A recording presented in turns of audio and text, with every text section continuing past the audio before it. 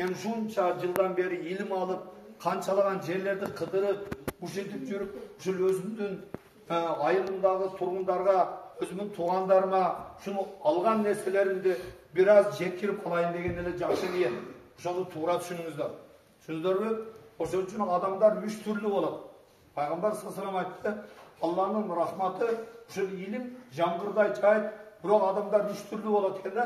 Бирөөсү жанагы дөңсөөгө окшош. Мына дөңсөөгө жамгыр жаап атат. Бул дөңсөөгө суу турбайт экен. Алып кетет. Экинчи түрлүү адамдар мындай чуңкур болот экен. Булар сиңирип алат экен илимдичи. Кээбиркилер таштак болот экен. Алардан эч нерсе чыкпайт экен да. Ошон үчүн бардыгыбыз ушундай бололу. Алланын сөзү, пайгамбардын сөзү, ушуну угуп, дээрибизге жат кылып, ошону амал кылып, бу дүйнөдөн жөндөн жөн өтүп кетпейли. Жана айткандай, адам бир жашоого бир келет. Бирок түбөлүк жашоо. Мен күндө ушул жерде сабак айтып атам. Түбөлүк жашоо. Чексиz жашоого кетип атабыз, туугандар. Биз бул дүйнөгө бир аз эле убакытка келгенбиз. Ушул убакыттын ичинде биз ушул түбөлүк жашоону куруп калышыбыз керек. Адам өкүнөт, шунчалык өкүнүч болот.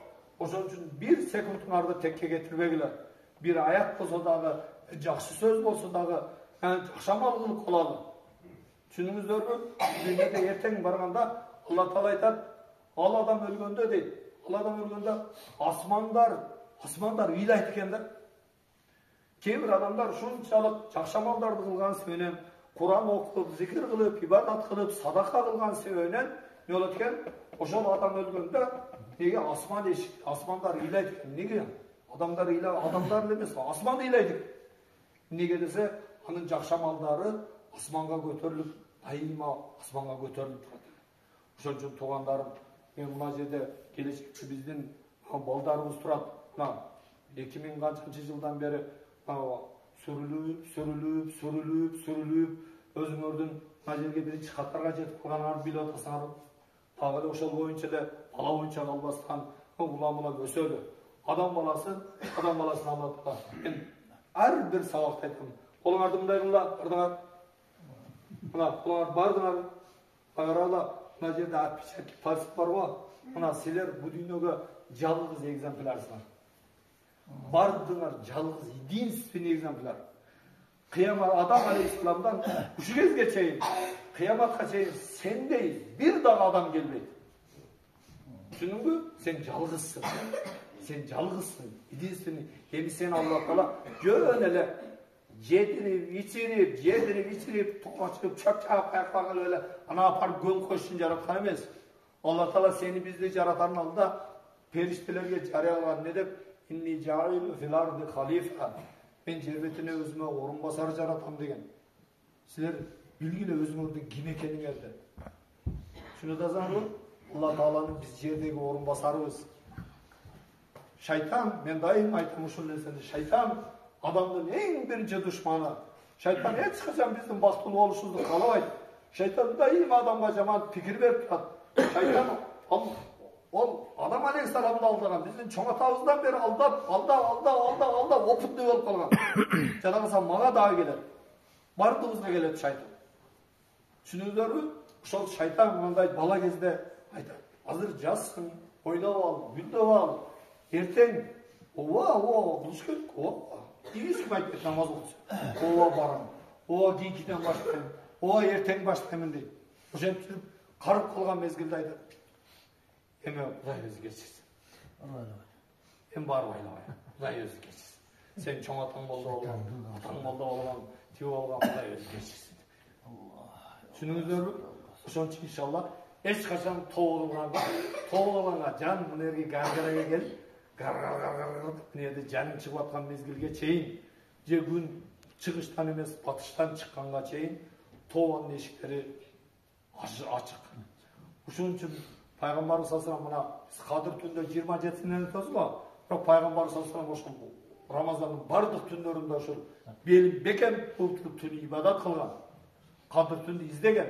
Бизге окшогон жалкоолорго эми жок дегенде ошо 27-синин бир Кадыр түн тосуп кала деген да. Бирок иншалла Кадыр азыр деле бүгүн деле болуп калышы мүмкүн да. Ошон үчүн ар күнү Алла Таала дуаларды кабыл кылат. Ошон үчүн күндө дуа кылалы. Күндө Алла Таала кандай проблемаң болсо Алладан сурагын. Түшүнүңүзбү? Анан кийин дагы бир нерсени айтып коеюн. Мен ушу окугандан кийин мына кече жакын эле бир нерсени түшүндүм туугандар. Бүгүн да ошол кыялыма келди. Адам өзүнүн жашоосун өзү тандайт. Азыр сиздин ушул акыбалыңыз, ушул жерде отурганды сиз өзүңүз тандагансыз. Сизди мажбурлап жерге отургузган эмес. Сиз өзүңүз тандагансыз. Ар бир адам өзү тандайт. Ошон үчүн ким бейишке бара турган болсо, адам өзү тандайт. Ким тозокко бара турган болсо,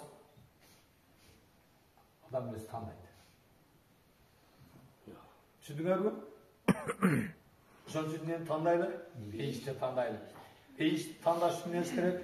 Иншалла адамдын потенциалы мына кече немеде окудасыз, мына азыр Куранды окуп атабызбы? Курандын 3'ten 5% эле сырлар ачылды. Азыр ушу кезге чейин Курандын 3'ten 5%-ине чейин эле сырлар ачылды. Анчалаган сырлар жатат дагычы. Азыр бизде ар бир адамда ушунчалык потенциал дегенде түшүнөсүзбү, түшүнбөйсүзбү? Адамда ушунчалык мүмкүнчүлүк көп да.